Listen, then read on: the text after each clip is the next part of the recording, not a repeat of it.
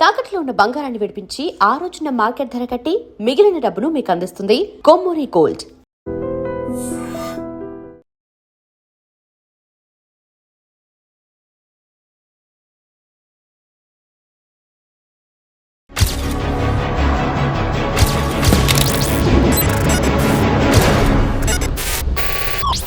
ఉంటుంది, మధ్యాహ్నం భోజనం ఉంటుంది. మధ్యాహ్నం అది కూడా వలిస్తేనే లేదా రాత్రి భోజనం. ఒకవైపు పోలీసులు కాల్పులు వచ్చారనుకుని పరిగెట్టడాలు, ఇవన్నీ కూడా ఆ నిర్బంధం మధ్యన ఉండే రోజులు అవి. అది ఒక లక్ష్యంతో పని చేసినప్పుడు ఆ బాధలు అనేటువంటి గుర్తుకుండవు.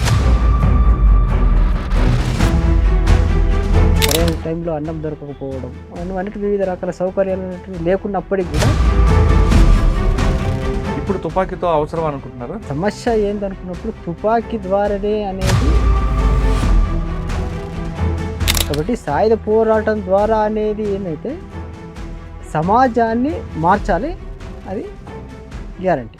24 సంవత్సరాల క్రితం వెళ్ళినప్పుడు 6,000 ఎలాగుంది, 24 సంవత్సరాల తర్వాత వచ్చిన తర్వాత 6,000 అభివృద్ధి ఏముంది? ఇప్పుడైతే డెవలప్ కనబడుతుంది. ప్రభుత్వాలు మారే డెవలప్మెంట్ అయింది, కానీ ప్రజల్లో మార్పు వచ్చింది అనుకుంటుంది సార్. గ్రామాల్లో ఇప్పుడు చూస్తున్నట్టయితే పార్టీలుగా వర్గాలుగా విడగొట్టబడ్డారు. కానీ ఇప్పుడు పార్టీకి ప్రజలకి దూరం పెరగడానికి కారణం ఏంటి? ఇక్కడ దూరము అనేదానికి ఇప్పటికీ ప్రజలు కోరుకుంటున్నారు, దాని సమస్య లేదు. ఈ కుట్రలు కుతంత్రాలు అయితే ఏవైతున్నాయో అవి చాలా తక్కువ ఉండేవి, ఇప్పుడు పెరిగిపోయినాయి అంటున్నారు. మీరు పనిచేసిన కాలంలో నిర్బంధం కూడా ఉంది కదా బాగా, ఆ నిర్బంధంలో మీరు పడ్డ కష్టం అని చెప్తారు. అటువంటి ఏం ఫీలింగ్స్ అయితే ఇప్పుడు రాలే నాకు. అయితే అన్నం దొరకని రోజులు కూడా ఉన్నాయి. అయితే ఆ కష్టాలు మామూలు అనేది ముందు నుంచే ప్రిపేర్ అయి ఉన్నాం కాబట్టి అవి అంత పెద్దగా ఉండవు. అన్నం దొరకని రోజు ఏం చేసేవారు అప్పుడు?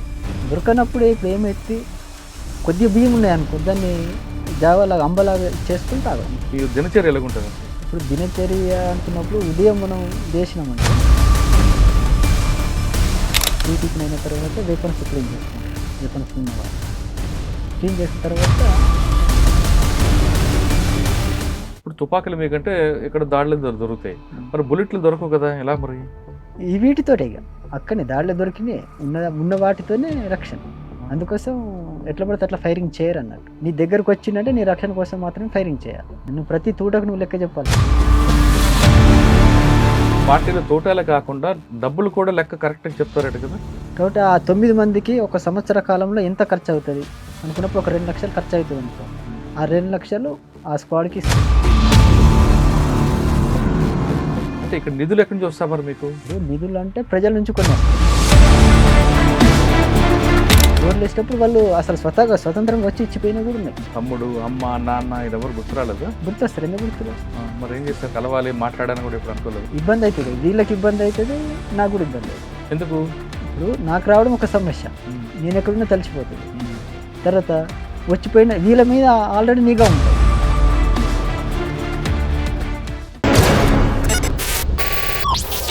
గతంలో గ్రామాల పరిస్థితి ప్రభావంతోనో లేదా చుట్టుపక్కల జరుగుతున్న అన్యాయాలను ఎదిరించాలనో కొంతమంది యువకులు అడవిబాటు పట్టారు.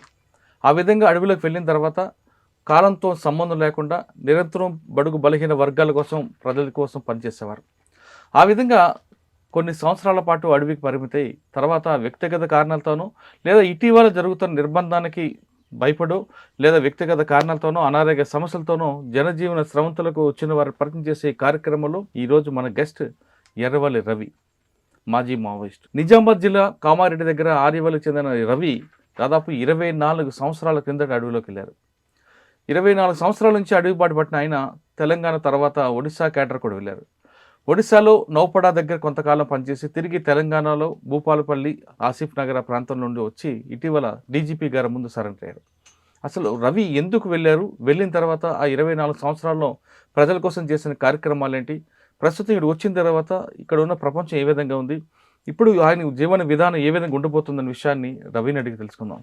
రవి నమస్తే. నమస్తే. ఎప్పుడో 24 సంవత్సరాల క్రితం తెలంగాణ రాష్ట్రాన్ని విడిచి వెళ్ళిన మీరు మళ్ళీ ఇటీవల వచ్చారు.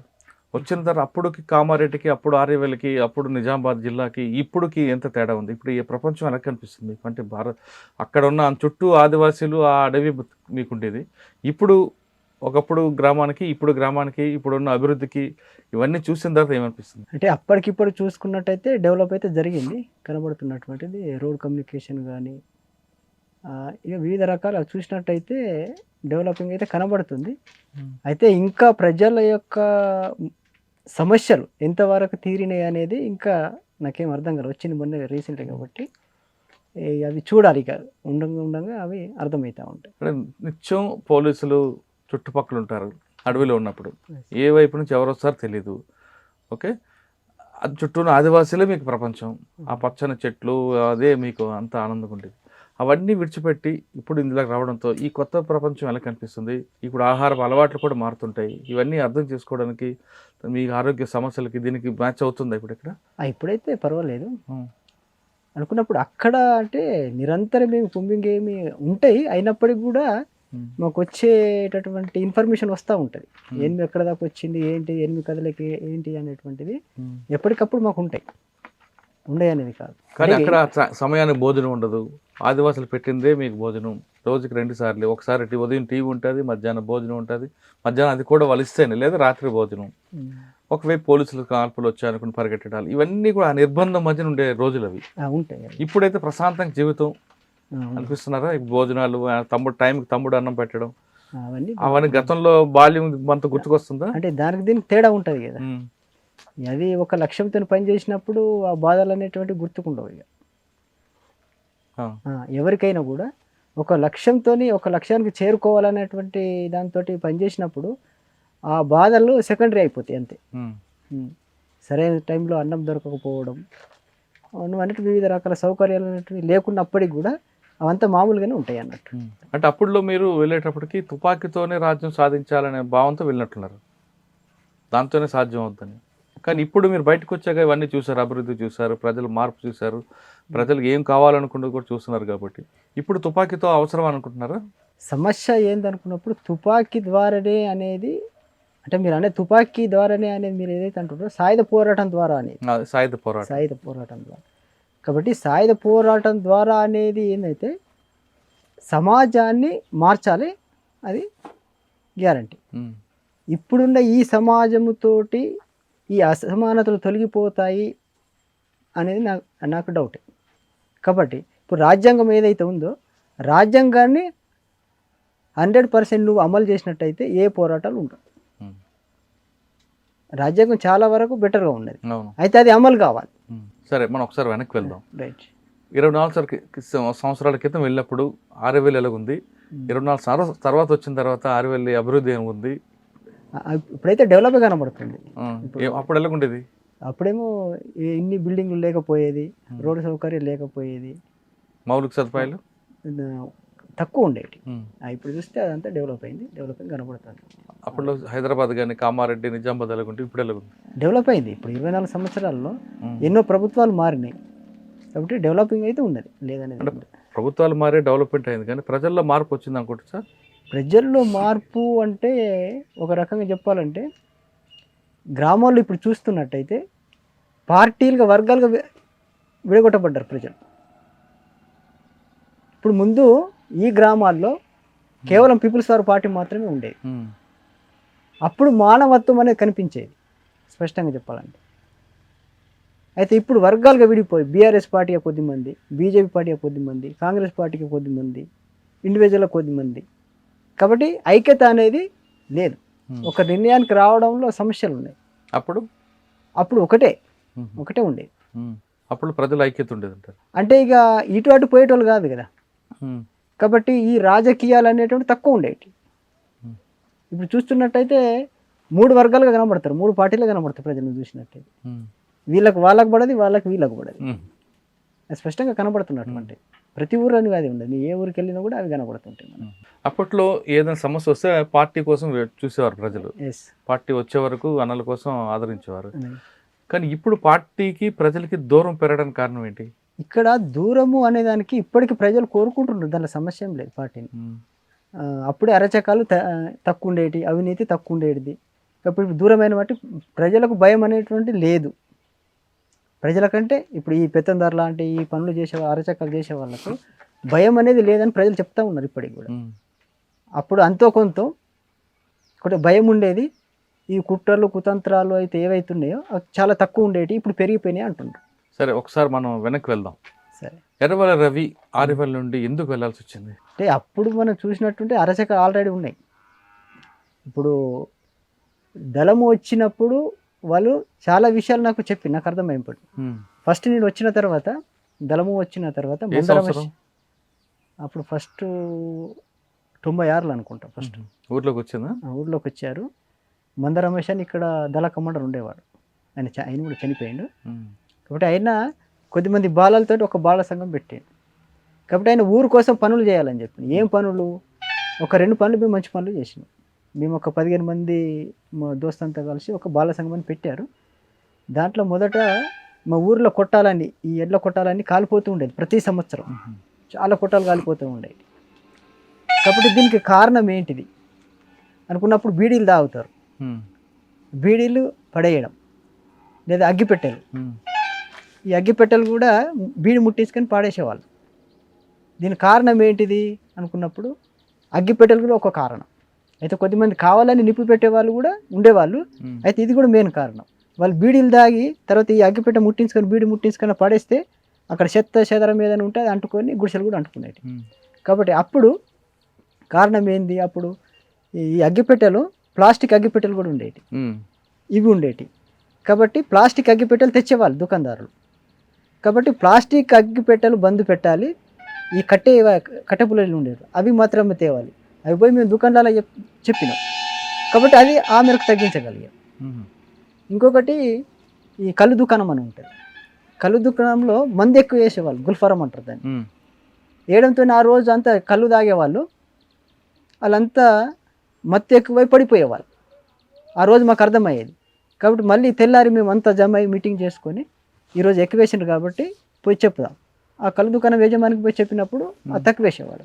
మరి ఈ 2 పనులు కూడా మేము మంచి చేయగలిగినాం. మాకు దాంట్లో మంచి పేరు వచ్చింది. అంటే ఆ రోజుకి చెప్పేటోళ్ళం, వాళ్ళు కూడా రిసీవ్ చేసుకునేటోళ్ళు.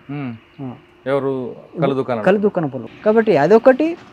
ఇంకా మా బాలలకందరికి వాళ్ళు ఏం చెప్పిండ్రు, స్కూల్లో ఫస్ట్ రావాలి, మంచిగా చదువుకోవాలి అనేటటువంటి. కాబట్టి దానితో ఏమైంది, మాదంతా పేదరికం కాబట్టి మేము గవర్నమెంట్ స్కూళ్ళలో చదివినాం. మా క్లాస్మేట్స్ కొద్దిగా ఉన్నవాళ్ళు వాళ్ళు ప్రైవేట్ స్కూళ్ళలో చదివేటోళ్ళు. కాబట్టి 10th క్లాసులో నేను ఫస్ట్ క్లాస్లో వచ్చాను. ఫస్ట్ క్లాస్లో వచ్చినప్పుడు మిగతా ప్రైవేట్లో చదివిన వాళ్ళు అంతా ఫెయిల్ అయిపోయారు.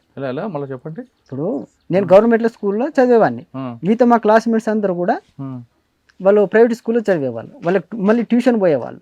మాకు ట్యూషన్ లేదు, ఏం లేదు. చదువుకోవడం ఒకటైతే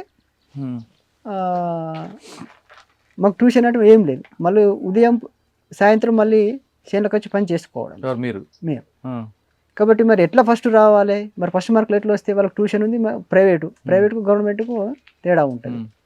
కాబట్టి నేను గవర్నమెంట్లో చదువుకున్నా, ఫస్ట్ క్లాస్ వచ్చిన. ఎలా? గవర్నమెంట్ స్కూల్లో చదువుకొని ట్యూషన్ లేదు, ఏమి లేదు. మళ్ళీ ఉదయం సాయంత్రం వచ్చి చేనులో పని చేసుకోవడం. బట్ వాళ్ళ పిల్లలు ఏంటి, ఉన్నోళ్ళ పిల్లలు వాళ్ళకు ట్యూషన్ ఉంటుంది, ప్రైవేట్ స్కూలు, పని కూడా తక్కువనే వాళ్ళకు. చేను పనులు చేసుకోవడం తక్కువని. కానీ వాళ్ళు ఫెయిల్ అయిపోయారు చాలామంది. కొద్దిమంది పాస్ అయిన కానీ చాలామంది ఫెయిల్ అయిపోయారు. కాబట్టి ఇది ఎందుకు అంటే ఎలా చదువుకోవడం అనేది కూడా వాళ్ళు చెప్పారు.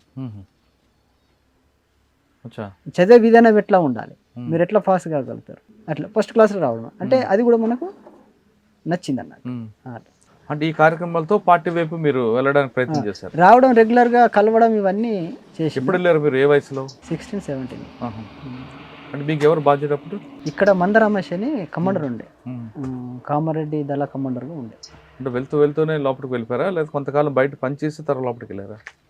ఊళ్ళో ఉన్నప్పుడేమో వాళ్ళు వచ్చినప్పుడు పిలిపించుకునేది, పోయేది, కలిసేది, ఏవో ఇటువంటి విషయాలు తెలుసుకొని మళ్ళీ పంపించేది. అంటే వెళ్ళి లోపలికి ఎంతకాలం చేశారు? ఎక్కడెక్కడ పని చేశారు? నేను ఇక్కడ నుంచి పోయిన తర్వాత తెలంగాణ ఇక్కడ నుంచి పోయి కొద్ది కాలం కామారెడ్డి దళంలో ఉన్నాను, ఒక 6 నెలల వరకు. తర్వాత పశ్చిమ కరీంనగర్లో కొడిమ్యాల ప్రాంతంలో మరో 6 నెలలు, సంవత్సరం పాటు అక్కడ ఉన్నాను. తర్వాత తెలంగాణ స్టేట్, అప్పుడు north Telangana special zonal committee అనేవాళ్ళు, ఆ ప్రెస్ టీంలో దాంట్లో పనిచేశాను. ఎంతకాలం? దాంట్లో 10 వరకు అక్కడ పనిచేశాను. అంటే మీరు లోపలికి వెళ్ళిన తర్వాత మావోయిజం లెనినిజం వీటి గురించి చెప్పేవారు క్లాసులు? క్లాసులు ఉంటాయి అవన్నీ. లేదు ఇక్కడ నేర్చుకుని వెళ్ళారా, అక్కడికి వెళ్ళాక నేర్చుకున్నారా? అక్కడ పోయిన తర్వాత అంటే ముందు నేర్పడము, క్లాసులు ఉండడం, మళ్ళీ తర్వాత జాయిన్ చేసుకోవడం ఉండదు. యుద్ధం చేస్తూనే యుద్ధం నేర్చుకోవడం ఏదైనా.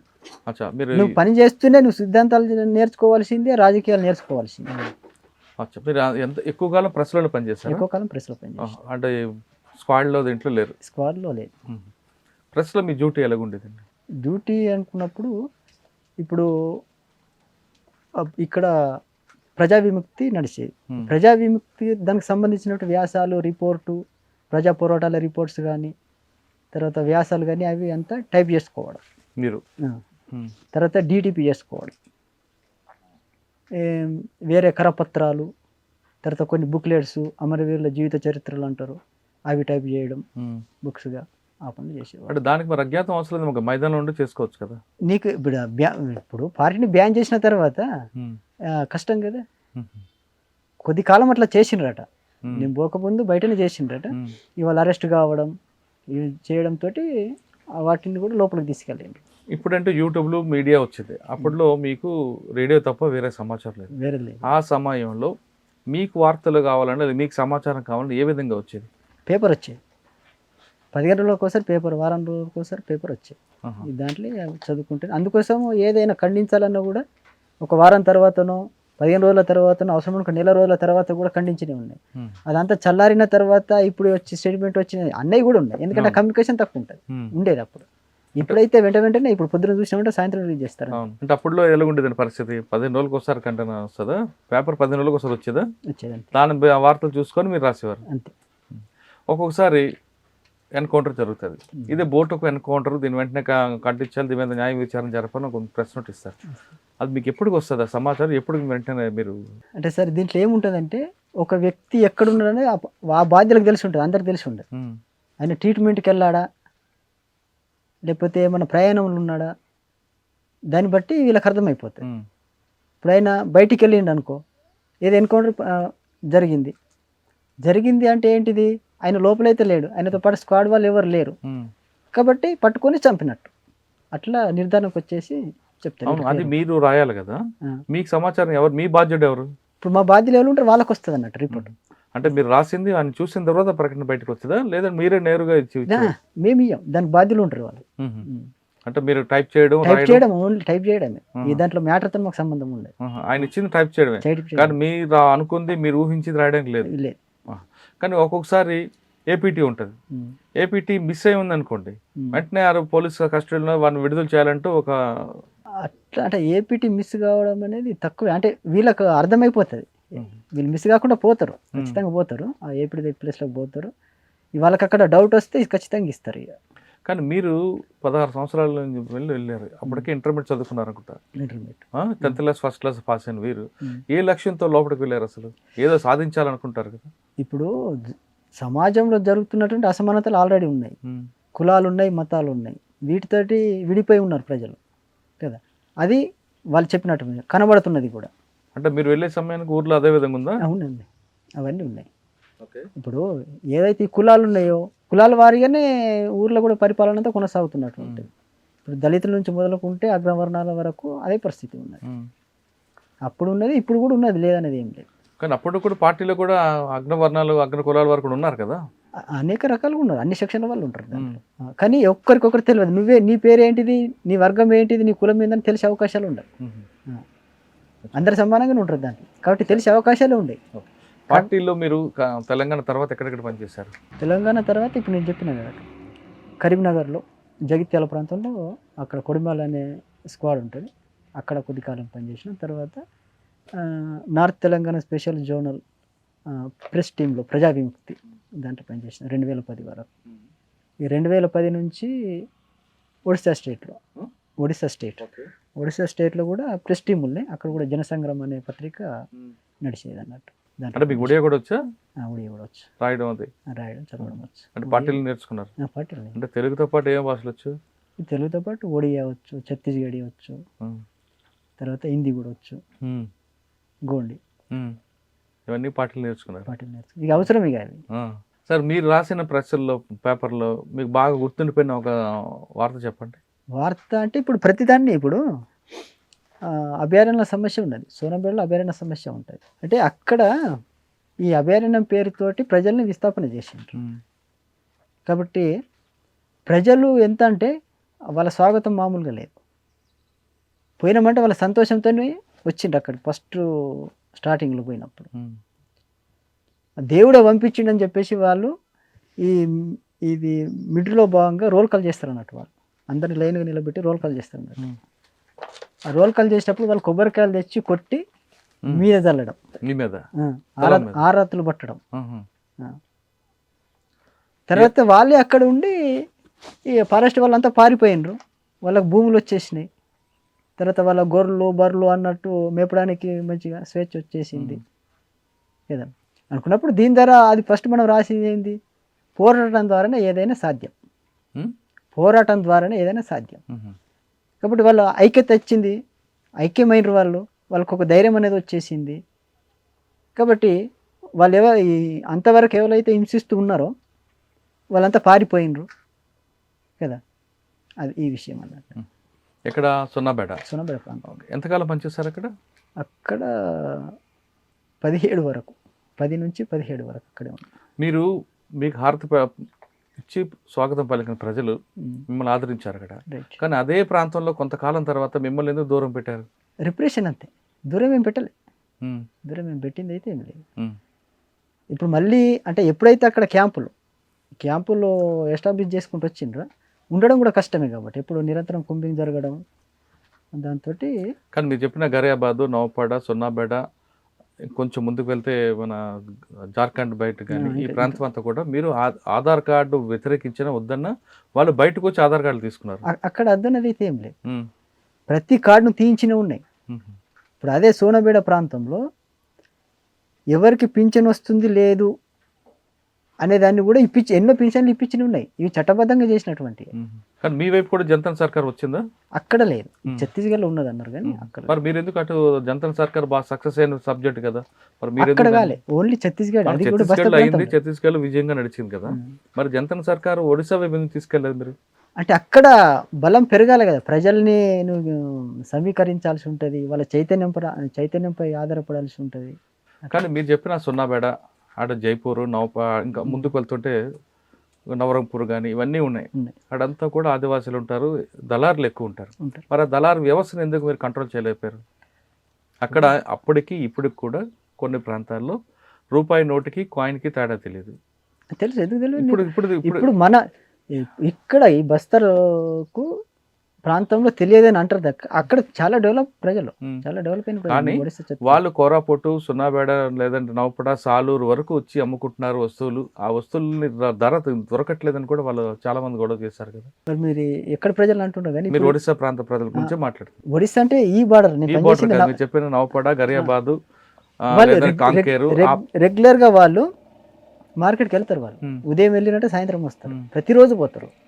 వాళ్ళకి బైకులు ఉన్నాయి ఆల్రెడీ, ట్రాక్టర్స్ ఉన్నాయి, వెహికల్స్ ఉన్నాయి ఆల్రెడీ. కానీ దళారు ఇచ్చిన ధరనే వాళ్ళు అమ్ముతున్నారు తప్ప మీరెందుకు ఒక ధరని నిర్ణయించలేపారు అక్కడ? ఇంకొకటి చెప్తాం, అక్కడ కమర్ ఆదివాసీలు అని ఉంటారు అన్నమాట. అంటే ఇక్కడ మేదరోళ్ళు అంటారు, వాళ్ళు ఈ తట్టలు బుట్టలు అల్లుకొని బతుకుతారు అన్నమాట. కాబట్టి ఆ రేటు కోసం మేము కూడా కృషి చేసినవి ఉన్నాయి. వాళ్ళకు ఈ ఆదివాసీ దర్జా ఇవ్వలేరు అన్నట్టు. వాళ్ళు అడవిలోనే ఉంటారు, చాలా వెనుకబడిన ప్రజలు. ఛత్తీస్గఢ్లో ఆదివాసీ, ఒడిశాలో ఆదివాసీ కాదు. కాబట్టి ఒడిశాలో కూడా వెనుకబడి ఉన్నారు కాబట్టి మమ్మల్ని కూడా ఆదివాసీ దర్జా హోదా ఇవ్వాలని చెప్పేసి వాళ్ళు కొద్దిమంది చదువుకున్న యువకులు పోయి మెమోరాండాలు అవి ఇచ్చినప్పుడు కూడా చేయలేవు వాళ్ళు.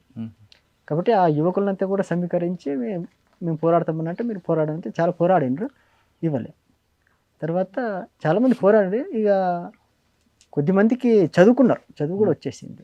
అయితే ఇప్పటికైనా మన ఆదివాసీ హోదా ఇచ్చారా ఇవ్వరా తెలియదు. మీరు వాళ్ళు చెప్పింది, మీ బాధ్యుడు చెప్పింది రాయడం, టైప్ చేయడం వల్ల లేదు మీకు స్వతహాగా కూడా వార్తలు రాయడం, మీకున్న అక్కడ కంటి ముందు కనపడుతున్న కథనాలు రాయడం చేసుకున్నారా? అట్లా కొన్ని వ్యాసాలు రాయడం అనేది అలా ఆ విధంగా రాసిన వ్యాసాలు మీకు బాగా గుర్తుండిపోయిన వ్యాసం అంటే ఇప్పుడు సోనాపేట అభయారణ్యం ఉన్నది. ఇప్పుడు దాంట్లో చూసుకున్నట్టయితే అది ఎలా పరిష్కరించాలి వాళ్ళ సమస్యలు. ఇప్పుడు అన్నీ అక్కడ పరిష్కరించిన చాలా ఉన్నాయి. అభయారణ్యము అన్నప్పుడు ఆ అభయారణ్యంలో నువ్వు తునికాకి కోసే పర్మిషన్ ఉండదు. కరెంట్, ఎలక్ట్రిసిటీ పర్మిషన్ లేదు, రోడ్లు పర్మిషన్ లేదు. ఇవన్నిటిని కూడా మేము తీసుకొచ్చి ఉన్నాయి దాంట్లో. అక్కడ కొమ్మన బ్లాక్ అని చెప్పేసి ఎంఆర్ఓ ఉంటాడు. ఎంఆర్ఓ వచ్చిపోయాడు మా దగ్గరికి ఆల్రెడీ. మరి అక్కడ ఒక 50 గ్రామాలు ఉంటాయి గుట్ట పైన. మరి ఆ ఎలక్ట్రిసిటీ లేదు, అక్కడ రోడ్డు లేదు. ఇది అవసరం ఇయ్యమంటారు వాళ్ళు, ఫారెస్ట్ వాళ్ళు. మరి వీళ్ళ కరెంట్ లేకుండా చీకటి ఎట్లా బతుకుతారు అంటే జంతువులు పారిపోతాయి. ఇక్కడ ఉండాల్సిన జంతువులు తప్ప మనుషులు కాదు, మనుషులకు పర్మిషన్ లేదు. మరి ఎలా సమస్య పరిష్కరించారు? కాబట్టి ప్రజలకు అవసరం అది, ఇవ్వకపోతే ఎట్లా? మరి నువ్వు రాజ్యాంగంలో రాసింది ఉంది, మౌలిక వసతులు ఏవైతున్నాయో ప్రభుత్వం అడగకుండానే కల్పించాలి బాధ్యత. మరి కల్పించాలి. మీరే ఆలోచించండి అన్న తర్వాత ఏ రకంగా వస్తుంది అని చెప్పేసి మళ్ళీ పోయి కొద్ది రోజుల తర్వాత చేయొచ్చు అని చెప్పేసి వచ్చింది. తర్వాత కేబుల్ సిస్టమ్లు ఇచ్చిండ్రు అన్నట్టు. కరెంట్. కరెంట్. ఇప్పుడు మీ ఎంఆర్ఓ గారు కూడా మీ దగ్గరకు వచ్చారంటే తర్వాత నెక్స్ట్ పోలీస్ వ్యవస్థ కూడా దగ్గరకు వచ్చి ఉంటుంది కదా మీకు. అంటే వీళ్ళు ఇప్పుడు దాంట్లో కూడా అందరూ అధికారులు కూడా మంచిగా ఆలోచించే అధికారులు కూడా ఉన్నారు. ఇప్పుడు మాకు కూడా అర్థమైతే రిపోర్ట్ వస్తూ ఉంటుంది ఎవరేంటిది ఏం కథ అనేది. అటువంటి వాళ్ళు కలవడానికి కూడా ప్రయత్నం చేస్తూ ఉంటారు. మా వంతు మేము చేస్తాం అనేదానికి. ఇప్పుడు మీకు వచ్చిన సమాచారం ప్రకారం ఒక వ్యక్తి ప్రభుత్వానికి అనుకూలంగా చేస్తున్నాడు, మరో వ్యక్తి ఒక అధికారి ప్రజలకు వ్యతిరేకంగా చేస్తున్నాడు, ఆ వ్యక్తిని దండించాలని ఇప్పుడు మీరు నిర్ణయం తీసుకుంటారా, లేదు మీ పైన ఉన్న బాధ్యత తీసుకుంటారా? అట్లా దండించడానికి అనుకూలమని కాదు, అక్కడ వాళ్ళ పనులు చేయమంటాం మనం అంతే. వాళ్ళకు ప్రజలకు అవసరం బట్టి మీరు చెయ్యాలి అని. ఓకే. కానీ మీరు కరపత్రాలు ఇస్తుంటారు కదా, నువ్వు పద్ధతి మార్చుకోకపోతే గ్రామ సభలో నేను దండిస్తాం శిక్షిస్తాం అని, అది కూడా మీరు రాస్తుంటారా? అంటే అక్కడ ఒక కమిటీ ఉంటుంది, వ్యక్తిగా ఎవరు తీసుకోరు నిర్ణయం. ఒక 3 తోటి 5 తోటి 7 తోటి లేదా 11 మందితోటి వాళ్ళ సంఖ్యను బట్టి ఒక కమిటీ ఉంటుంది. ఆ కమిటీలో ప్రజాస్వామ్యబద్ధంగా నిర్ణయం తీసుకోబడుతుంది అన్నట్టు. అంటే రాయడం వరకైనా శిక్షలు అమలు చేయడం కూడా మీ బాధ్యత ఉంటుందా? ఉండదు. రాయడం వరకు. మీరు పనిచేసిన కాలంలో నిర్బంధం కూడా ఉంది కదా బాగా, ఆ నిర్బంధంలో మీరు పడ్డ కష్టం అంటే చెప్పండి. నిర్బంధం ఎందుకు వచ్చారా నాయన అని అటువంటి ఏం ఫీలింగ్స్ అయితే ఎప్పుడు రాలే నాకు. అయితే అన్నం దొరకని రోజులు కూడా ఉన్నాయి ఫైరింగ్ అయినప్పుడు. అయితే ఆ కష్టాలు మామూలు అనేది ముందు నుంచే ప్రిపేర్ అయి ఉన్నాం కాబట్టి అవి అంత పెద్దగా ఉండవు. అన్నం దొరకని రోజు ఏం చేసేవారు అప్పుడు? దొరకనప్పుడు ఇప్పుడు ఏమైతుంది, కొద్దిగా బియ్యం ఉన్నాయనుకో దాన్ని జావాలాగా అంబలాగా చేసుకుని తాగడం. కొంతమంది చింతపండు బూడిద కలుపుకొని తినే రోజులు కూడా ఉండేవి కదా. అక్కడ అటువంటి ఏం చేసినా లేదు. కానీ ఇక వేరే వేరే ప్రాంతాల్లో వాళ్ళు ఇక ఆ పూట గడవడం కోసం లేదా బతకడం కోసం ఎన్నో రకాలు చేసినవి ఉన్నాయి. అసలు మీ దినచర్య ఎలాగుంటుందండి? ఇప్పుడు దినచర్య అనుకున్నప్పుడు ఉదయం మనం లేచినామంటే కాలకృత్యాలు తీసుకుంటాం, తీసుకున్న తర్వాత బ్రష్ చేసుకుంటాం. ఇవి అంతా అంటే కాలకృత్యాలంటే మీరు ఒకే దగ్గర ఉంటారు కదా, తిరుగుతుంటారు కదా, అక్కడ మీకు చెరువు ఏదో ఉండాలి కదా. అంటే నీళ్లు తెచ్చుకొని పెట్టుకుంటారు డబ్బాలలో, తర్వాత ఎవరి వాళ్ళు నీళ్ళు తీసుకొని వెళ్ళిపోతారు.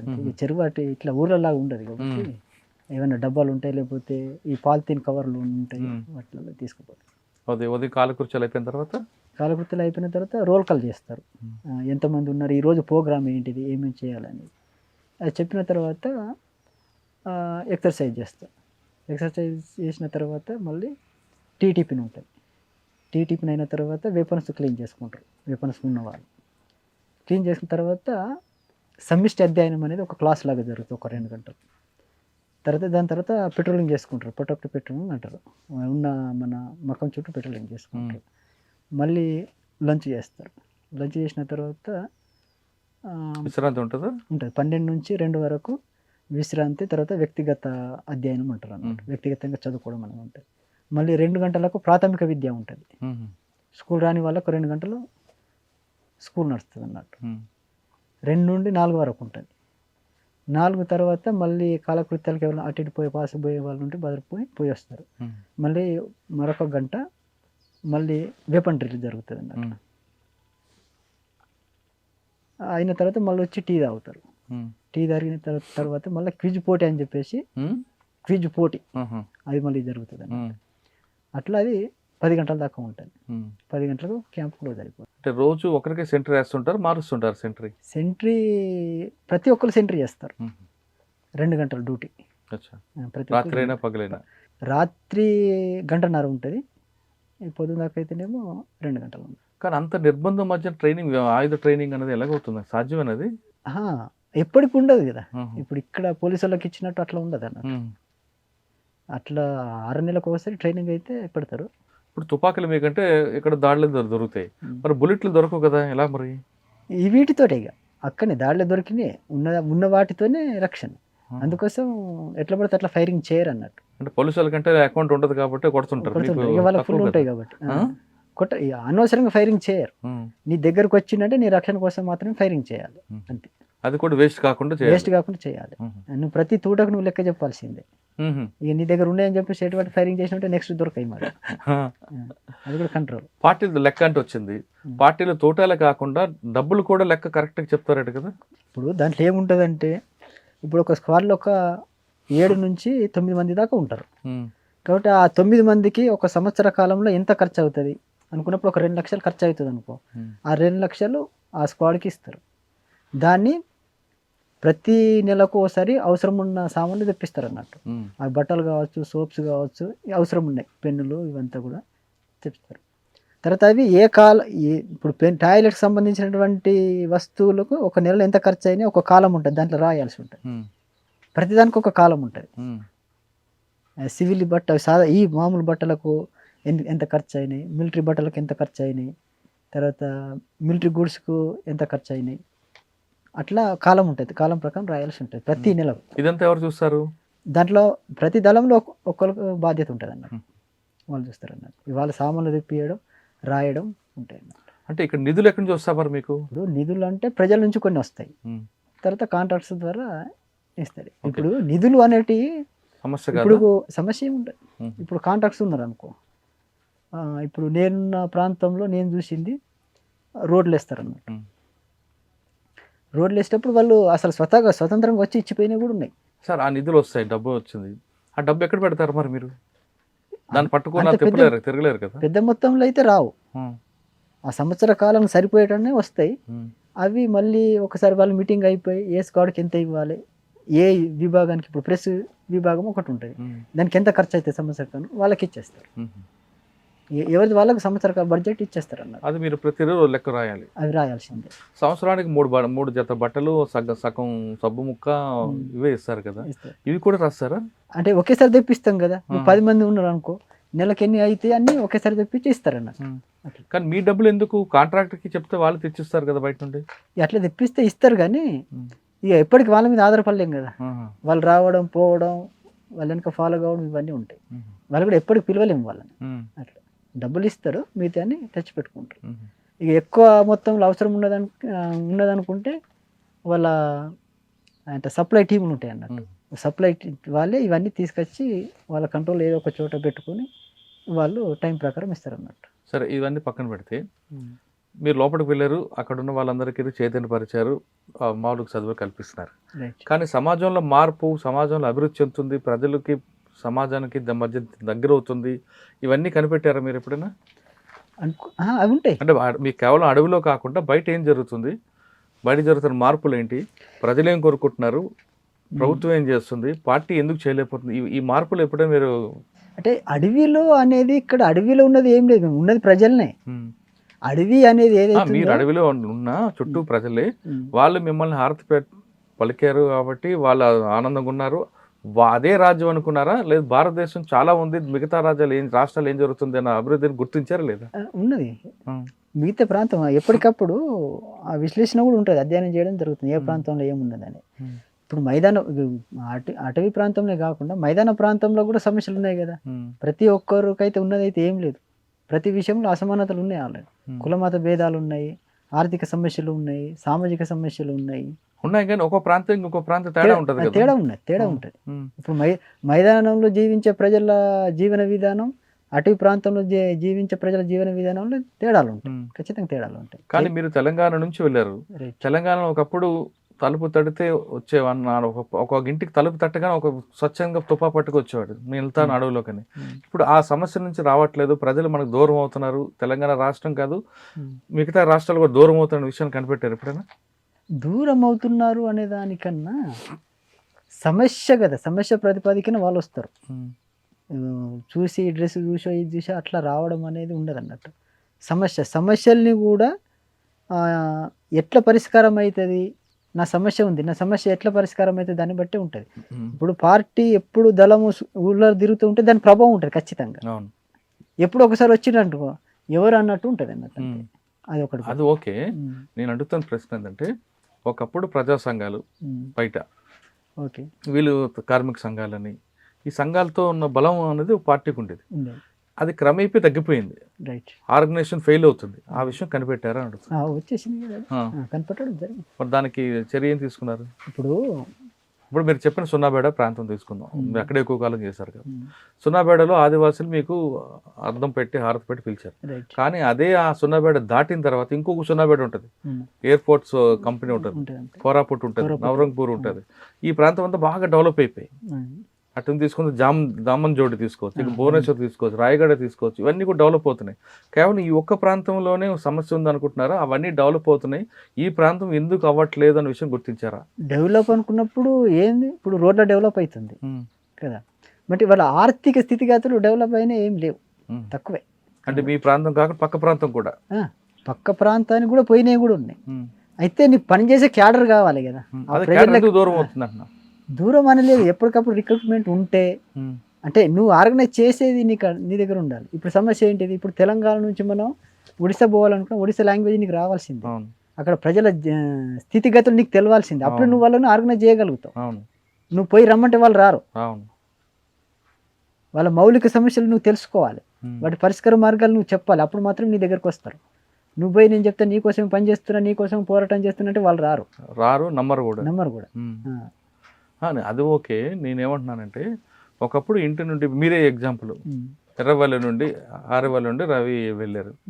ఒక సమాజం మీద స్పృహతో వెళ్ళారు. మీరు సమాజాన్ని బాగు చేయాలి అన్న భావోద్యాన్ని వచ్చి వెళ్ళారు, అవునా?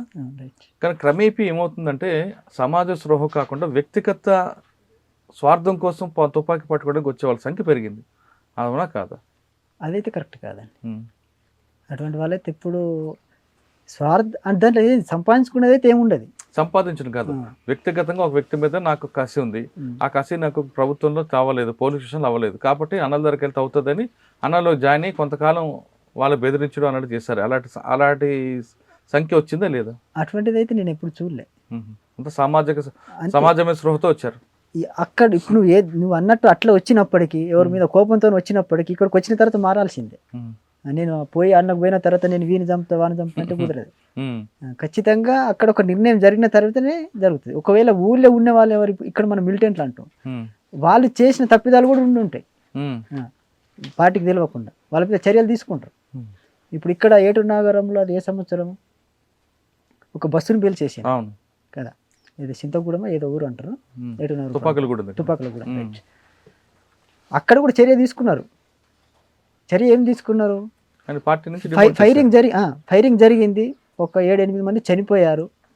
వీళ్ళు ప్రతిగా ఒక బస్సులు పేల్చేయాలనుకున్నారు, వీళ్ళకి రిపోర్ట్ ఉన్నది కాబట్టి వాళ్ళ టాక్టిక్స్ వాళ్ళకు ఉంటాయి, పోలీసు వాళ్ళే. కాబట్టి ప్రజల బస్సులో వాళ్ళు ఎక్కిండ్రు, వాళ్ళ బస్సులో ప్రజలను ఎక్కించిండ్రు. కాబట్టి చెక్ చేసుకునే బాధ్యత వాళ్ళదే. చెక్ చేసుకోకుండా వీళ్ళకు మధ్యలో వాళ్ళు అక్కడనే 1 కిలోమీటర్ మధ్యలోనే వాళ్ళు చేంజ్ చేసుకుని వీళ్ళు చూడాలి. కాబట్టి ప్రజల బస్సును పోలీసు బస్సే అది, కాబట్టి ప్రజలను ఎక్కించిండ్రు. కాబట్టి ప్రజలు చనిపోయిండ్రు. కాబట్టి కొద్దిమంది ఆ ఘటనకు ఏవైతే నాయకత్వం వహించిండ్రో వాళ్ళని సస్పెండ్ చేయడం జరిగింది. అంటే అటువంటి తప్పిదాలు కూడా పార్టీ సమీక్ష జరిపితే దానికి బాధ్యులు ఎవరు వాళ్ళకు. ఇప్పుడు మీ దగ్గర అటువంటి సంఘటనలు జరిగాయా? అక్కడ ఏం జరగలేదు, నేను ఎక్కువ ఏం జరగలేదు. ఎందుకు ఎక్కువ ఇటువైపు ఉన్న అంత వర్క్ అక్కడ ఎందుకు కనిపించింది అంటే ఆంధ్ర సరిహద్దు ఉంది, ఏవోబి, కలిమెల, బలిమెల, ఆ ప్రాంతంలో అంత యాక్టివ్ అటు ఎందుకు కనిపించదు? నౌపడ, సున్నాబేడ, కలిమెల, మన కాంకేర్, గరేబాద్. ఇప్పుడు అక్కడ అనుకున్నట్టయితే చదువుకుంటూ ఉన్నారు, అయితే దానికి ప్రోత్సహించింది కూడా చాలా ఉన్నది.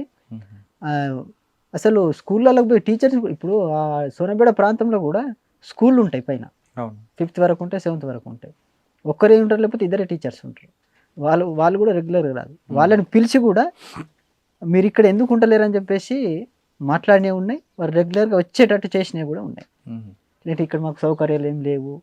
సౌకర్యాలు అంటే ఏంటిది, రోడ్డు ఉండాలనేది, లేకపోతే ఈ ఏమంటే దుకాణాలు ఎందుకు ఉంటాయి అక్కడ, వాళ్ళు ఉన్నది ఆదివాసులు, గుడిసెలు ఉంటాయి, నువ్వు ఉండాల్సిందే.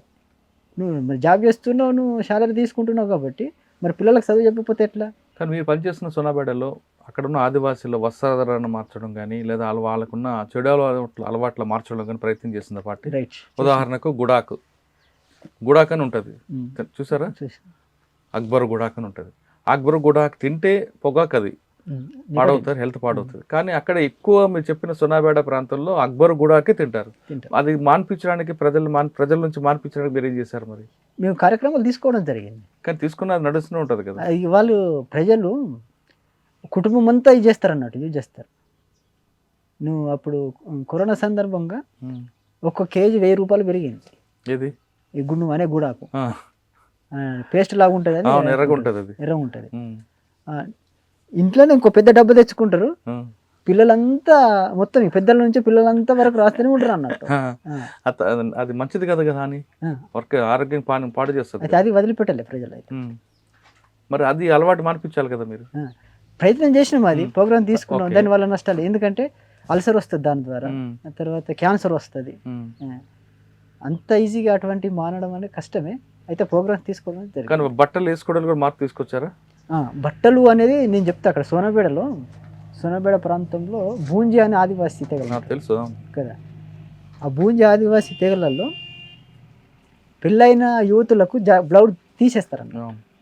కాబట్టి వాళ్ళకి తీసేసే అంటే ఇష్టం లేదు మహిళలకు. కాబట్టి బ్లౌజ్ వేసుకునే విధంగా ఉండాలి.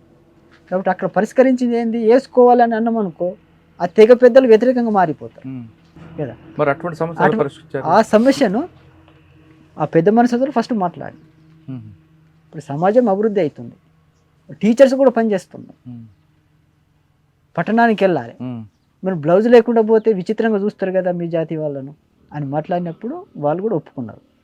వాళ్ళ లేడీస్ కూడా వచ్చి కూడా ఒప్పుకున్నారు. ఈ పరిస్థితి అంతా వీళ్ళే చేస్తున్నారు. ఎవరు చేస్తున్నారు? పురుషులు, తెగ పెద్దలు. వీళ్ళేమో సూట్ బూట్ వేసుకుంటారు, మాకేమో బ్లౌజ్ వద్దంటారు. చలికాలంలో చలికి మేము చచ్చిపోతున్నాం. చెప్పులు కూడా వేసుకొని ఇయ్యరు, మహిళలకు చెప్పులు కూడా ఉండవు. వీళ్ళు తునికాకి పోయిపోతారు, కాలంతా మంటలే కదా. కాబట్టి వాళ్ళతో వీళ్ళతో కూర్చొని చేసిన తర్వాత శాంతియుతంగా మార్పు వచ్చేసింది. కాబట్టి ఒక ముసలి వాళ్ళు ఏం మాట్లాడిండ్రు, వీళ్ళకైతే కానీ ఇక మేము ఎట్లా ముసలిళ్ళం అయిపోతాం, రేపో మేము చచ్చిపోతాం, మమ్మల్ని వదిలిపెట్టాను, మేము వేసుకోం, మిగతా వాళ్ళందరికీ వేసుకోవడం వాళ్ళు కూడా చెప్పేసింది. అంటే ఇప్పుడు మీరు ఆ ప్రాంతంలో పెళ్ళైన ఆడవాళ్ళందరూ కూడా జాకెట్ వేసుకుంటారు. మళ్ళీ కొద్ది కాలం తర్వాత అంటే ఇది మళ్ళీ వాళ్ళ ఒత్తిడి కూడా వస్తుంది. దళం రావడం పోవడం తగ్గుతుంది అనుకున్నప్పుడు మళ్ళీ అది కాదు, మన సాంప్రదాయం మనం కొనసాగించాలి అని చెప్పేసి తీసేసినవి కూడా ఉన్నాయి. మళ్ళీ రిపోర్ట్స్ వచ్చినాయి. మీరు అప్పుడు ఏం చేశారు? మన దూరం అవుతున్న క్రమంలో ఇక మనం పోయి అప్పటిలాగా చేయలేము దాన్ని. ఎప్పుడైతే అక్కడ పోలీస్ క్యాంప్ వచ్చి పడ్డదో అవి మళ్ళీ స్టార్ట్ అయినాయి.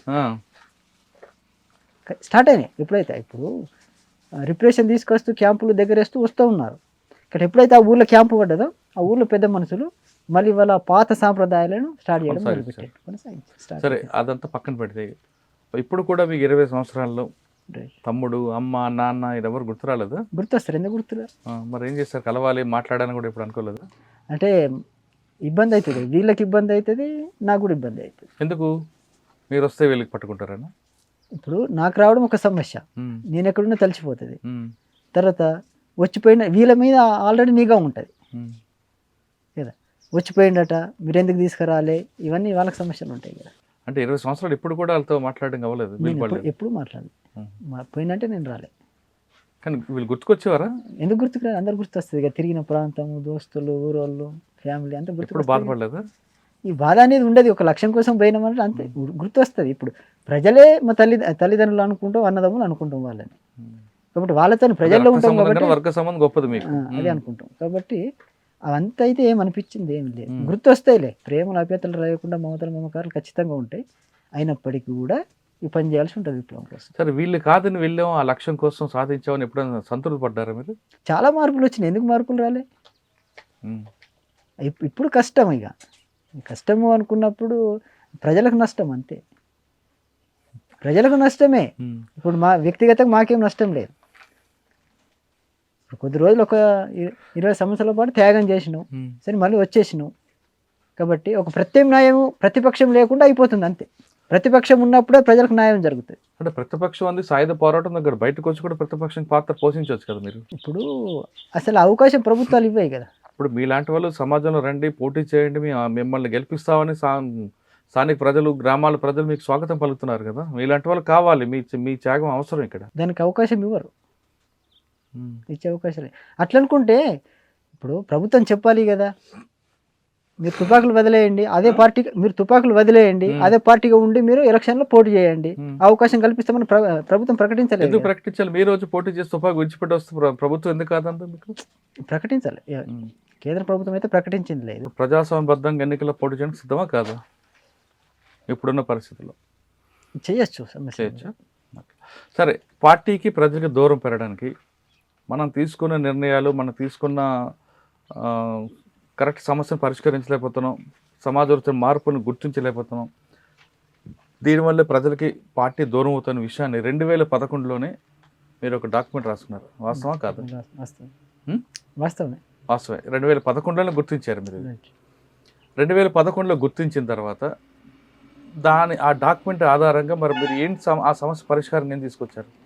అంటే ఇక్కడ సమస్య అనేది గుర్తించడం అనేది జరిగింది. అయితే ఆ వర్గంలో పోయి పనిచేసేటటువంటి క్యాడర్ లేరు. అంటే సంఖ్యాపరంగా ఉన్నారు ఫుల్గా, కానీ వాళ్ళను ఆర్గనైజ్ చేసేటువంటి టాలెంట్ ఉన్నటువంటి క్యాడర్ లేకపోవడమే. నువ్వు ఆ ఇప్పుడు చదువుకున్న వర్గంలోకి నువ్వు వెళ్ళాలనుకున్నప్పుడు అటువంటి క్యాడర్ కావాలి కదా నీకు, అటువంటి ఆర్గనైజర్స్ కావాలి. ఎందుకు దూరం అయ్యారు ఆర్గనైజర్? మరి తయారు చేసుకోవాలి, పార్టీ తయారు చేసుకోలేకపోయింది. మరి 2011లోనే ఆ సమస్య గుర్తించారు, డాక్యుమెంట్ రాసుకున్నారు. 2013లో అదే డాక్యుమెంట్ ఉంది, 2019లో అదే డాక్యుమెంట్లో తీసుకొస్తున్నారు. అంటే డాక్యుమెంట్లు రాసుకోవడం తప్ప దాన్ని ఆచరణలో మాత్రం క్యాడర్ని తయారు ఆర్గనైజర్స్ ఎవరైతే ఉంటారో వాళ్ళు కావాలి. ఇప్పుడు పార్టీ అనేది ఆదివాసీ ప్రాంతానికే పరిమితమై ఉన్నది కాబట్టి నీ రిక్రూట్మెంట్ కూడా అక్కడి నుంచి వస్తుంది. అవును. ఇప్పుడు వాళ్ళు మళ్ళీ పట్టణాలకు రావాలి, మైదాన ప్రాంతాలకు రావాలి. అట్లా తయారు చేసుకొని పంపాలి, కానీ వాళ్ళని ఉన్న వాళ్ళని కూడా తయారు చేయలేకపోయింది అనేది వాస్తవం. అంటే ఆర్గనైజ్ చేయడంలో పార్టీ వైఫల్యం చెందింది వాస్తవం. ఓకే. 2011 గుర్తించిన సమస్యని 2025 వరకు, అంటే ఎన్ని సంవత్సరాలు? దాదాపు 14 సంవత్సరాలు. 14 వరకు. ఇప్పుడు నిర్ణయం తీసుకొని మీ సాయుధ పోరాటం విరమిస్తాం, ప్రభుత్వంతో చర్చలకు సిద్ధం అంటే ఇప్పుడు ప్రకటించే పట్ల ఎంత నష్టం జరగాల్సింది జరిగిపోయిందా లేదా? జరిగిపోయింది. ఇదే మీరు ముందే చేస్తుంటే ఇప్పటివరకు చనిపోయిన దాదాపు 1000 మంది వరకు, 1000-1500 వరకు అమరులు అయ్యారు కదా, వాళ్ళకి ప్రాణాలకి రక్షణ ఉండేదేమో అప్పుడు కదా. అట్లాంటిగా నష్టాలు అనేటువంటివి ఉంటాయి, త్యాగం చేయాల్సిందే. అయితే మరి పార్టీ అక్కడ ఉన్నటువంటి కమిటీల్లో సకాలంలో వాటిని అంటే నడిపించడంలో కూడా సమస్య ఉన్నది. ఇప్పుడు భారతదేశ యొక్క పరిస్థితులను అర్థం చేసుకొని దానికి అనుగుణంగా అంటే పోరాట రూపాలు, నిర్మాణాలు అంటారు అన్నట్టు. కాబట్టి వాటిని తీసుకోవడంలో ఫెయిల్యూర్ అయింది అనేది 100% కరెక్ట్. కానీ 2011లో తీసుకున్న నిర్ణయాన్ని 2025 అమలు చేసి ఈ మధ్యకాలంలో జరిగిన అమరులైన నష్టం ఎవరిస్తారు? ఆ కుటుంబాలు ఎవరు ఆదుకుంటారు? ఆ కుటుంబాలకు ఏం సమాధానం చెప్తారు మీరు? ఇప్పుడు మిమ్మల్ని నమ్మి మీరు చేసిన ఏవైతే లక్ష్యం ఉందో ఆ లక్ష్యాన్ని నమ్మి జరుగుతుంది అనుకుని వచ్చిన వాళ్ళ కుటుంబాలన్నీ ప్రాణాలు కోల్పోయారు కదా, ఆ కుటుంబాలు జరిగే నష్టాన్ని ఎవరు తీరుస్తారు? ఇప్పుడు ఈ కుటుంబానికి నువ్వు ఇంట్లో నుంచి బయటికి వెళ్ళినప్పుడు ఆ కుటుంబానికి నష్టం కదా. నువ్వు విప్లవం అనేది దాని దీర్ఘకాలం, ఇప్పుడో రేపు వచ్చేది కాదు. అది ఇది దీర్ఘకాల యుద్ధమే కాదన్ను, వాళ్ళు కూడా కుటుంబానికి చెప్పి రాలేదు, ఆయన ఇష్టపూర్వకంగా వచ్చాడు, ఆయన అనుకున్న లక్ష్యాన్ని సాధిద్దాం వచ్చాడు, కానీ లక్ష్యం సాధించలేకపోయాడు, సరికదా ప్రాణాలు కోల్పోయాడు. అటువంటి వాళ్ళ కుటుంబాలు, అమరుల కుటుంబాలు, ఎప్పుడైనా బంధుమిత్రుల కుటుంబాలు మీకు ప్రశ్నిస్తే దానికి ఏం సమాధానం చెప్తారు? ఇప్పుడు మా నాన్న ఉన్నారు ఉదాహరణకి, మా నాన్న సమాజ స్పృహతో ఒక లక్ష్యం సాధించాల ఉద్దేశంతో మీ ఉపన్యాసాలు విని మీతో కలిశాను, మా నాన్న లేరు కానీ అనుకున్న లక్ష్యం సాధించారంటే అది లేదు అని ఎవరైనా నేనే ప్రశ్నిస్తే మీరేం సమాధానం చెప్తారు? అంటే విప్లవం అనేది అనుకున్నంత ఈజీగా రాదు. ఇది సమాజము అనేటువంటిది 2 వర్గాలుగా ఉన్నది కదా. ఒకటి పీడిత వర్గం, మరొకటి పీడనకు గురయ్యే వర్గం ఒకటి ఉన్నది. కాబట్టి ఈ వర్గాలు లేకుండా చేయడమే విప్లవం యొక్క లక్ష్యం. కాబట్టి ఇది చాలా సుదీర్ఘ కాలం పడుతుంది అన్నట్టు. ఓటమి గెలుపు అంతిమంగా ప్రజలదే గెలుపు అవుతుంది. కాబట్టి దీంట్లో చాలా త్యాగాలు కూడా చేయాల్సి ఉంటుంది. దాంట్లో భాగంగానే మీ కుటుంబం మా కుటుంబం. కానీ మీకు అదే సిద్ధాంతంలో సమయానికి అనుకూలంగా మన మార్పు రావాలి, కానీ ఒంటెద్దు పోకూడదని కూడా మీకు మా విజన్లో ఉంది. ఉన్నది కానీ మీరు ఒంటెద్దు పోకడలతో పోవడం బట్టి భారీ నష్టం అనే విషయాన్ని గుర్తిస్తారా? ఖచ్చితంగా తప్పిదాలే. ఇప్పుడు ఈ పరిస్థితికి రావడం, ఇప్పుడు చాలామంది బయట వాళ్ళు కూడా విశ్లేషిస్తున్నది కూడా అదే తప్పిదా. ఇప్పుడు అందరిది కూడా అంతే, సరైన పద్ధతిలో నడిపించింది లేదు. స్టేట్ రిప్రెషన్ ఉంది ఆల్రెడీ, అది ఉంటుంది అని కూడా తెలుసు. అంతే, పార్టీ నాయకత్వం ఫెయిల్యూర్, దీన్ని చెప్పుకోవచ్చు, సమస్య ఏం లేదు. ఓకే, మీరు ఒరిస్సా భాగం ఎక్కువ పని చేస్తారు, అది ఎక్కడికి వచ్చారు? ఒడిశాలో పనిచేసి మళ్ళీ ఇక్కడ తెలంగాణకు వచ్చిన. తెలంగాణకి పార్టీ ఆదేశించిందా? ఆదేశం. ఎక్కడ? నేను ఇటు 2024 వచ్చిన. ఇటు వచ్చిన తర్వాత ఇక్కడే పనిచేస్తానన్న తర్వాత మళ్ళీ అక్కడ నుంచి కొమరభీం పంపించారు, ఆదిలాబాద్, ఉమ్మడి ఆదిలాబాద్. అంటే తిరిగాని ఆ ప్రాంతం తిరిగారా? ఆ ప్రాంతం ఎక్కువ కాలం తిరగలే, కానీ అటు బాధ్యతలు ఇచ్చి అటు పంపించారు. కానీ మళ్ళీ సమీకరణ చేస్తుంటే ప్రజల సహకారం ఉందంటారా? ప్రజల సహకారం అయితే ఉన్నది, అవసరమే అంటుండ్రు ప్రజలు. మరి ఇప్పుడున్న పరిస్థితులలో ఈ కమ్యూనికేషన్ అంతా పెరిగింది కాబట్టి ఎప్పటికప్పుడు ఇన్ఫర్మేషన్ అయితే పోతా ఉన్నది. కానీ మీరు అక్కడ పనిచేస్తున్నప్పుడు ఒడిశా ప్రాంతంలో మా భాష కాదు, మా రాష్ట్రం కాదు, మీరు వచ్చి మాకు చెప్పడం ఏంటని ఎవరైనా మీకు అట్లా ఎవరైతే అన్నదైతే ఇప్పుడు ఏం లేదు. తేడాలు అయితే ఎప్పుడు ఇట్లా. కానీ ఎక్కువ ఇప్పుడు స్టేట్ కమిటీ కానీ సెంట్రల్ కమిటీ కానీ ఎవరు తీసుకున్నా తెలంగాణ, ఆంధ్రప్రదేశ్ చెందిన వ్యక్తులు ఉంటారు, ఉన్నారు కూడా. మీకు జార్ఖండ్, ఛత్తీస్గఢ్, ఒడిశా, మహారాష్ట్ర ప్రాంతం కొంతమంది ఉన్నారు, కానీ ఎక్కువ అధిక భాగం మీదే ఉన్నారు. కాబట్టి మీ రాష్ట్రంలో ముందు పార్టీ ఉనికిని కోల్పోయి మీరు వచ్చి మా రాష్ట్రంలో మా మీద పెత్తనం ఏంటనే విషయాన్ని అట్లయితే ఎప్పుడు ఉండవు, ఎప్పుడు రాదు కదా. ఎప్పుడైతే ఆ కంపెనీలు అయితే వచ్చినట్టయితే నాకేం లేదు, నేనున్న కంపెనీ కూడా అటువంటి లేదు. ఎక్కువ మంది అయితే తెలుగు వాళ్ళు లేరు, మరి ఎక్కడున్నారు నీకు తెలుగు వాళ్ళు?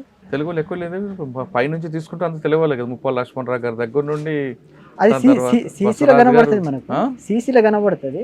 మిగతా ప్రతి స్టేట్ లో కూడా ఆదివాసులే. ఇప్పుడు ఒడిశాలో కూడా పాక హనుమంత్ గారు మరి తెలుగు అయినా కదా, ఒక్కైనా కదా. మిగతా స్టేట్ కంపెనీ మరి లోకల్ వాళ్ళే ఉన్నారు. లోకల్ ఉన్నా ఎక్కువ ఆర్గనైజ్ చేసి అందరూ మోటివేషన్ చేయడంలో మీదే పాత్ర ఎక్కువ ఉంటుంది కదా, మీ రోల్ ఎక్కువ కనిపిస్తుంటది. అంటే అది మరి నీ పాత్ర ఉండాల్సిందే కదా. అంటే వ్యక్తిగతంగా నిర్ణయాలు ఉండయి, నీ సిద్ధాంతపరంగా అక్కడ నువ్వు చర్చించాల్సిందే. వ్యక్తిగతంగా నువ్వు రుద్దేది ఏముండదు అక్కడ. ఎవరైనా నీ సిద్ధాంతం ఏంటి, నీ లైన్ ఏంటిది, ప్రజల సమస్యలు ఏంటిది పరిష్కరించడానికి దానికి కొన్ని సూత్రాలు ఉంటాయి. కాబట్టి సూత్రాలకు అనుగుణంగా నిర్ణయాలు తీసుకుంటావు. నువ్వు ఏ వ్యక్తి అనేది, ఇప్పుడు మీరు ఏదైతే మాట్లాడుతున్నారో మనం ఉన్నాం కాబట్టి, ఇక నీది తెలంగాణ అని, లేదా నువ్వు రెడ్డి అనో, లేదా మాలానో, మాది కానీ నీకు అక్కడ ఏమి కనబడవు. తేడాలు అసలు కనబడు, నువ్వేందని నీకు అర్థం కాదు. నువ్వు చెప్తున్న విషయం ఏంటిదో దానిపై ఆధారపడి ఉంటుంది. ఇవన్నీ ఏముండవు. ఇప్పటికి వచ్చిన తర్వాత ఇక వీళ్ళు పలానా వాళ్ళు, పలానా కులం వాళ్ళు అనేదే ఇప్పుడు నాకు కనబడుతుంది కదా. నీకు అక్కడ ఈ కులాలు అనేటటువంటివి ఉండదు. తర్వాత ఆడమగ తేడా అనేది ఉండదు. నువ్వు కంపెనీలో నువ్వు ఉన్నావంటే నీ అభిప్రాయాలను వినడం తప్ప ఇవి ఉండే అన్నట్టు, నీ ఆలోచనే రాదు. పార్టీ గురించి పక్కన పెడదాం, ఇంకా మీ వ్యక్తిగతంగా మాట్లాడదాం. మీ వివాహం అయింది? అక్కడ వివాహం అయింది. ఎక్కడున్నారా? వెళ్ళిపోయినాను. ఎటు వెళ్ళిపోయారు? ఇంటికి వెళ్ళిపోయినాను. నేను పార్టీలు ఉన్నప్పుడు ఇంటికి వెళ్ళిపోయి. తర్వాత మరి చేసుకోలేదా వివాహం? చేసుకోలేదు, తర్వాత చేసుకోలేదు. సరే, మరి ఎందుకు బయటికి రావాల్సి వచ్చింది అంటే 3 కారణాలు కనిపిస్తున్నాయి. నిర్బంధం పెరగడం వల్ల వచ్చారా, లేదా అనారోగ్య సమస్యల వల్ల వచ్చారా, ఇంకా పోరాటం చేయలేము బయటకు వచ్చి చేద్దామని వచ్చారా? ఇప్పుడు బయట అంటే నేను ఆలోచించింది ఏంటిది, రిప్రెషన్ అయితే పెరిగింది, అది మెయిన్ కారణం, సమస్య ఏం లేదు. తర్వాత ఇప్పుడు మీడియా మిత్రులంతా కూడా కొద్దిమంది ప్రజాస్వామ్యవాదులుగా చెప్పుకునే వాళ్ళంతా కూడా ఇప్పుడు సరే ప్రజాస్వామ్యబద్ధంగా కూడా పోరాటాలు చేయవచ్చు ఒకటి. కాబట్టి ఇది ప్రజాస్వామ్య దేశం అని కూడా అంటున్నట్టు ఉంటుంది కదా. ఇప్పుడైతే ఆ నిర్బంధంలో ఉండలేము ఒకటి. కాబట్టి చూద్దాం, ఆ ప్రజాస్వామ్యంలో పోయి చూద్దాం మరి ఆ ప్రజాస్వామ్యం ఎంతవరకు ఉంటుందో. ఒక సమాజంలో కొంతవరకు 24 సంవత్సరాలు ఉండడం జరిగింది. తర్వాత చూద్దాం మరి అక్కడ పోయి చూడ ఎటువంటి మార్పులు ఉన్నాయి, ఎంతవరకు అభివృద్ధి జరిగింది, తర్వాత అసలు ప్రజాస్వామ్యం అనేది ఉన్నదా లేదా చెప్తున్నటువంటిది అక్కడ పోయి చూస్తే అర్థమైంది. పార్టీకి చెప్పొచ్చారా, చెప్పకుండా వచ్చారా బయటికి? నేను చెప్పే వచ్చిన. ఎవరు మీకు ఇచ్చారు? మీకు ఇవ్వాల్సిందంతా స్టేట్ కమిటీ వాళ్ళకి చెప్పరావాలి. ఎవరు? దామోదర్ ఉంది, దామోదర్ బడే చొక్కరా గారు. ఆయనకి అన్ని చెప్పొచ్చారా?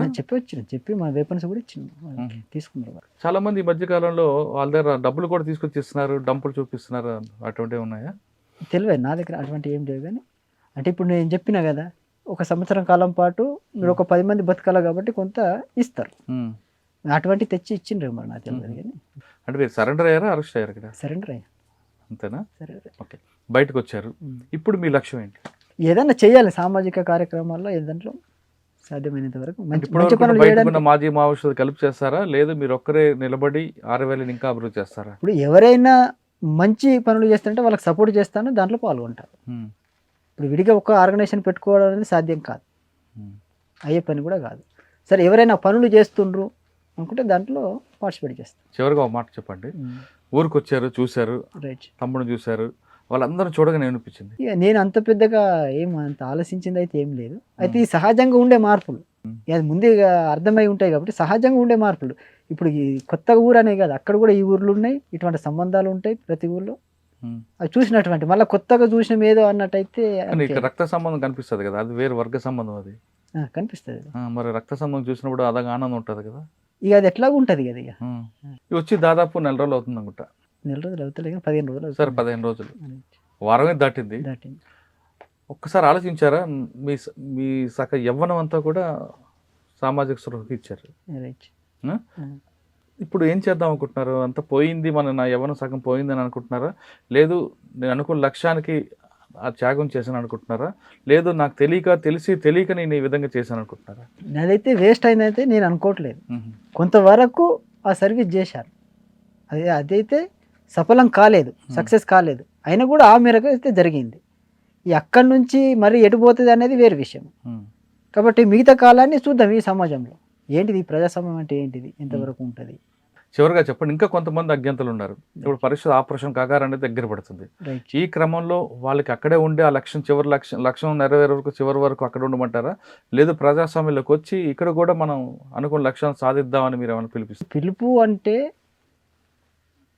ఇది ఏదైతే మార్క్సిజం అనే సిద్ధాంతం ఉన్నదో అది కొన్ని రకాలుగా అర్థమైంది. ఇప్పుడు మనం ఇక్కడ చూస్తే మన దేశంలో మనం చూసుకున్నట్టయితే ఎర్రజెండా పార్టీలు, కమ్యూనిస్టు పార్టీలు అనేటువంటి 100కు పైగా ఉంటాయి. అదే మార్క్సిజం సిద్ధాంతం ఒక్కొక్క రకంగా ఏర్పడ్డది, అర్థమైంది కాబట్టి ఇక మేము ఇట్లా విప్లవాన్ని విజయవంతం చేయొచ్చు, నూతన ప్రజాస్వామిక విప్లవాన్ని విజయవంతం చేయొచ్చు అని ఒక్కొక్క రకంగా వాళ్ళు ఒక్కొక్క లైన్ తీసుకొని ఉన్నారు కదా. కాబట్టి ఇప్పుడు వీళ్ళని చూస్తే ఏంది, మరి సాయుధ పోరాటం ద్వారానే వస్తుంది అనుకున్న వాళ్ళు రారు, అది వాళ్ళ ఇష్టం. సాయుధ పోరాటం ద్వారా జరిగే లక్ష్యం అది అసలు జరిగే పనేనా? అంటే దీర్ఘకాల యుద్ధం అని మీరే చెప్తున్నారు. రైట్. రైట్. ఈ దీర్ఘకాల యుద్ధంలో ఎంతోమంది త్యాగాలు ఉంటాయి, ఎంతోమంది ప్రాణాలు కోల్పోతారు. రైట్. అంటే ఇది అలాగా నడుస్తూనే ఉండాలి, అది దీనికి ఒక పులి స్టాప్ అదా ఉంటుంది. అంటే ఒక బలమైన శత్రువుతో పోరాడినప్పుడు ఖచ్చితంగా ఆ శక్తిని అంతా సమకూర్చుకోవాలనుకున్నప్పుడు చాలా టైం పడుతుంది. అవును. ఇప్పుడు చూస్తున్నప్పుడు మన స్టేట్ చూస్తున్నట్టయితే, భారత స్టేట్ చూస్తున్నట్టయితే చాలా బలంగానే ఉన్నది. ఇప్పుడు పరిస్థితి చూస్తున్నారు, భారతదేశంలో మరోసారి విప్లవం వచ్చే అవకాశం ఉందంటారు ఇంత అభివృద్ధి జరిగిన తర్వాత కూడా? అంటే అభివృద్ధి అనేది ఏదైతుందో మౌలికంగా జరగాల్సిన అవసరం ఉండదు, పునాది నుంచి జరగాల్సిన అవసరం ఉంది. ఓకే, పునాది నుంచి జరగాలి. ఆ పునాది నుంచి వాస్తవంగా సమాజపరంగా మనం చూసినట్టయితే, నేను అధ్యయనం చేసింది కష్టం, ఈ ప్రభుత్వాలు అయితే చేయలేవు. మౌలిక మార్పు తీసుకురావడం అయితే కష్టం పునాది నుంచి. అయితే దాంట్లో కొద్ది మేరకు చేయగలుగుతాయి. మన ఊళ్ళలో చూస్తూ ఉన్నాం, ఏంటిది ముందైతే వెహికల్స్ ఎవరికి ఉండేటివి కాదు, ఇప్పుడు దళితులు కూడా ఇళ్ళల్లో కూడా కార్లు ఉంటున్నాయి. ఆ మేరకే అభివృద్ధి కదా. అట్లా జరగగలిగితే మౌలికంగా పునాది పరంగా కావడం అనేది టోటల్గా ఇప్పుడు కులాలు లేకుండా అయితే చేయలేరు, చాలా కష్టం. కానీ బయటకు వచ్చిన వాళ్ళందరినీ కూడా మీరు 20 సంవత్సరాలు త్యాగం చేసి బయటకు వచ్చారు. మీలాంటి వాళ్ళందరికీ ద్రోహులు అంటుంటారు కొంతమంది. ఆ ద్రోహి అన్న పదానికి మాట్లాడే వాళ్ళకి మీరు ఇచ్చే సమాధానం? ద్రోహి అనేది దీనికి కాదు, ఎవరిని ద్రోహి అంటారు అనుకున్నప్పుడు అక్కడ ఇప్పుడు పార్టీలో ఏముంది, నువ్వు పోవచ్చు, శాలరీ అయితే ఏముండదు, సంపాదించుకోవడం ఏముండదు, నువ్వు త్యాగం చేయాల్సిందే. నీ ఏ వయసులో అయినా కూడా నువ్వు త్యాగం చేయాల్సిందే. నువ్వు ఎంతవరకు చేస్తావో చెయ్యు, శాత కాకపోతే నువ్వు వెళ్ళు. పోతా అంటే అద్దెని వాళ్ళే ఉండరు, ఆ స్వేచ్ఛ ఉంటుంది. పార్టీలు జాయిన్ కావడానికి స్వేచ్ఛనే, బయటికి రావడానికి కూడా స్వేచ్ఛనే. నువ్వు పార్టీ అనకుండా బయట ఉన్న కొన్ని సంఘాలు పార్టీ ద్రోహులు వేరు అంటుంటారు. ఇప్పుడు ద్రోహులు అంటే ఇప్పుడు పార్టీకి నష్టం కలిగించి అట్టు చేస్తే పనులు ఖచ్చితంగా ద్రోహమేనంటారు. వాళ్ళ భాషలో. అంటే బయట ఉండి మాట్లాడే వాళ్ళు మీలాంటి వాళ్ళకి ద్రోహి అన్నప్పుడు అందరు అన్నారు కదా, అందరికి ఎందుకంటారు? ఇప్పుడు పార్టీకి ఏదో ఒక గ్రూప్గా తయారు చేసుకొని గ్రూప్గా విడిపోవడం అనేది, ఇప్పుడు ఒడిస్సాలో సభ్యచాచి పండా ఉండే, ఆయన పార్టీకి విరుద్ధంగా ఇది చేసి కొద్దిమంది వ్యక్తులతో తుపాకులతో వెళ్ళిపోయాడు, ఆయన ద్రోహి అంటారు. నువ్వు ఏదంటే పార్టీలో చర్చించాలి కదా, దాని కమిటీ ఉన్నది, ఆయన ఒక స్టేట్ కమిటీ కార్యదర్శిగా పనిచేసిండు. ఆయన చెప్పకుండానే చీలికలు తీసుకొచ్చి కొద్ది తుపాకులతో పార్టీకి నష్టం చేసిండు కదా, పోయిన తర్వాత వాళ్ళు కూడా లేరు కానీ, కాబట్టి నష్టం చేసిండు కాబట్టి పార్టీకి ద్రోహం చేసినట్టే అది. ఇప్పుడు పార్టీ నుంచి వచ్చే వాళ్ళు కొంతమంది తుపాకులతో వచ్చేవాళ్ళు తుపాకులు పట్టుకొని రావడం అంటారా కరెక్ట్ అంటారా, లేదు పార్టీ ఇచ్చిన డబ్బులు ఖర్చు కోసం ఇచ్చిన డబ్బులు కూడా తీసుకొచ్చి రావడం కరెక్ట్ అంటారా? అది కరెక్ట్ అని మనం చెప్పలేము, వాళ్ళ పరిస్థితి ఎట్లుందని. అంటే కొంతమంది ఏమంటారంటే తుపాకులతో రావడం కూడా తప్పు, ఎందుకంటే పార్టీ ఆస్తి, పార్టీ ఇచ్చిన వాచ్ని కూడా ఇచ్చి వస్తాం అనేది కొంతమంది ఇక వాళ్ళ నిజాయితీకి సంబంధించి. మరి కొంతమంది డబ్బులు కూడా కాదు, అది ప్రజల డబ్బు కాబట్టి పార్టీకి ఇచ్చే రావాలి తప్ప తీసుకొచ్చి ఇవ్వకూడదు ప్రభుత్వం ముందు అంటారు. వాళ్ళు అంటే వాళ్ళ నిజాయితీకి, ఎవరి నిజాయితీకి వాళ్ళు. ఇప్పుడు మనం పోయింది కట్టుబొట్టలతో పోయినాం కదా, పని చేసినాం, అది నువ్వు త్యాగం చేసినావు, అంతకే నీకేమి జీతం అనేటువంటి దొరకదు. కాబట్టి నువ్వు ఆ ప్రజల్ని నువ్వు తీసుకురావడం అనేది కూడా సరైనది కాదు కదా. అదే మీరు వాళ్ళకి ఏం పిలిపిస్తారు ఇప్పుడు అజ్ఞాతంలో ఉన్న వాళ్ళకి? ఇప్పుడు అజ్ఞాతంలో వాళ్ళ ఇష్టం, ఇక వాళ్ళ ఇష్టం. దీని మీద నమ్మకం ఉంటే మేము ప్రజాస్వామ్యబద్ధంగా మేము వచ్చి కొట్లాడతామంటే కొట్లాడచ్చు, స్వాగతం. అది మీ ఇష్టం, మీ ఇష్టం. ఏం చేస్తారు ఇప్పుడు? ప్రస్తుతం అయితే కామన్ మ్యాన్గా బతకాల్సిందే, అంటే కామన్ మ్యాన్. అంటే మనిషి బతకడానికి ఆర్థికంగా కావాలి కదా, అవన్నీ కూడా ఇప్పుడు మీకు సమకూరుతాయా? అంటే ప్రభుత్వం ఆ లోకిపల్లి దండి వచ్చిన డబ్బులేనా? అంతే, అవి ఇంకా వేరే ప్రభుత్వం ఎట్లాగో సహాయం చేస్తుంది, అది ఉంటుంది, మిగతా పనులు చేసుకోవచ్చు. ఆల్రెడీ నాకు ఒక కంప్యూటర్ ఆపరేటర్ వచ్చు, పెట్టుకుని బతుకోవచ్చు, సమస్య ఏం లేదు. నేను ఆర్ఎంపీ కూడా చేస్తే అది కూడా పెట్టుకుని బతుకోవచ్చు. ఆర్ఎంపీ డాక్టర్గా చేయగలుగుతుంది. అంటే ఏ రోగం వస్తే ఆ రోగాన్ని మందులు ఆర్ఎంపీలాగా చేస్తాను నేను, అదంతా చేస్తాను. ఇప్పుడున్న పరిస్థితుల్లో ప్రజాస్వామ్యబద్ధంగా చేయొచ్చు అంటున్నారు ఎర్రవెల్లి రవి. అయితే అజ్ఞాతులు ఉన్నవారు వాళ్ళ వ్యక్తిగత సలహా మేరకు రావాలి తప్ప ఒకరు చెప్పడం అనేది నా డ్యూటీ కాదంటూ ఎర్రవెల్లి చెప్తున్నారు.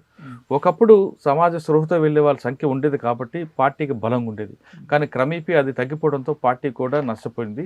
అంతేకాకుండా సమాజంలో అంటే పార్టీని ఆర్గనైజ్ చేయడంలో కూడా నాయకత్వం వైఫల్యమే ఈరోజు ప్రజలకి పార్టీకి గ్యాప్ రావడానికి ప్రధాన కారణం అంటూ ఎర్రవెల్లి రవి విశ్లేషిస్తున్నారు. ఇది ఈ వారం ఎర్రవెల్లి రవితో ఎక్సలెంట్. వచ్చే వారం మరొక ఇష్టం మళ్ళీ కలుద్దాం. అంతకు నమస్తే. Thank you.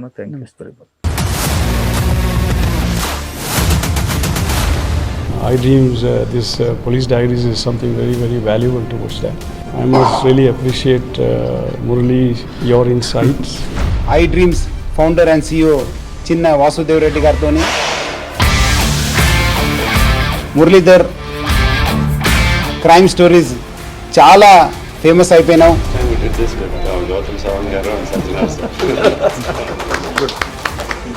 Well done. Congratulate him for doing so well, and I congratulate him, his boss also, for doing so well.